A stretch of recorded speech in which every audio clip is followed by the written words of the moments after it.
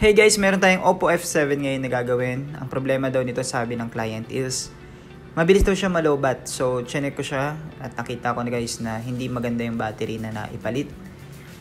Yung ganitong klaseng battery, yung mga may tatak na Oppo, nabibili sa Shopee, Lazada. Minsan okay siya, pero kadalasan palpak. Mabilis siyang malobat. So, papalitan natin to ng mas trusted brand, which is GSM Sandwich. Kung saan pwede mag-order, punta na lang kayo sa mismong store ng GSM Sandwich. Kita nyo naman, yan, no? Nakikita nyo, madali siya tanggalin. Yung mismong cell na ay medyo matigas siya, pero flexible din siya. Huwag kayo papaloko dyan sa tigas ng cell na yan dahil kahit parang solid siya, is hindi siya maayos magkarga. So, ngayon guys, makita ko rin na nakaangat na yung LCD ng Oppo F7 na to.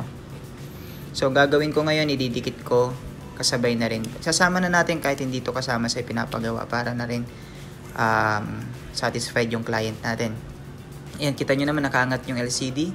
So, inangat ko na yung flex para matanggal natin yung LCD kasi halos wala na talaga siyang dikit. So, hindi lahat ay tinatanggap ko guys sa ganito kasi delikado to. Pwede ako mapaabono pag nasira yung LCD kasi minsan malutong na yung ganitong LCD. Pero since na medyo nakaangat na siya, gagawin ko na lang din to. So, yan, makikita nyo guys, napakalikabok ng loob. So, lilinisin natin yung frame. Importante na linisin ng frame dahil pag hindi mo nilinis yung frame, hindi didikit yung pandikit. So, kailangan mo tanggalin yung dating at lumang pandikit para yung bagong pandikit na ilalagay natin is siguradong kapit na kapit. Yun. So, yun ang problema sa ibang tinatamad na technician kasi minsan ang ginagawa nila, hindi na nila nililinis.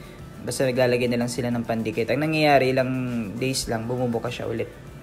So, pati LCD, tatanggalin din natin yung mga tira-tirang mga pandikit dyan. At makikita nyo guys, naka-fast forward lang yan. Pero, sobrang tagal ko yung ginawa kasi ingat na ingat tayo sa LCD dahil ayaw nating masira. Dahil pag nagkataon is mapapalit tayo.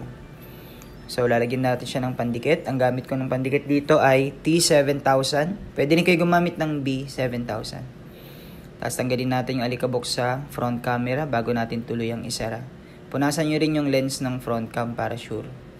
So, makikita nyo, unang lapat, kailangan hindi naipit yung flex. Ang lagi nyo antabayanan dito guys, yung flex. Tapos yan, nilapat ko na. Lalagay ko na yung battery. So, ang pinalit natin is GSM Sandwich. Tapos, testing muna tayo bago natin tuluyang isara yung unit. Ngayon na-test ko, okay naman siya. Ibabalik ko na lahat ng screws. Ayan. Ayan, working naman yung LCD niya. Touchscreen, okay na okay pa rin siya. Babalik na rin natin yung cover niya. Ayan. So, itong cover na to guys, mali yung pagbaklas ng unang baklas. Inayos ko na lang din. Tapos lalagyan ko siya ng rubber para siguradong lapat na lapat lahat ng mga dinikit natin. And hintayin natin mga 1 hour para mas dikit na dikit. And after that, ito na siya guys. Okay na yung ating Oppo F7. Napalitan na natin ng battery. At hindi ko na naipakita sa inyo pero magdamag ko tong chinek para sa battery niya. At ang kagandahan guys nito, magdamag siyang nagpi-play ng YouTube. Kinabukasan meron pa rin siyang 20%. Ibig sabihin maganda yung battery na ipalit natin. So yun lang guys, thanks for watching. Kung may mga magpapagawa sa inyo, PM lang kayo sa page.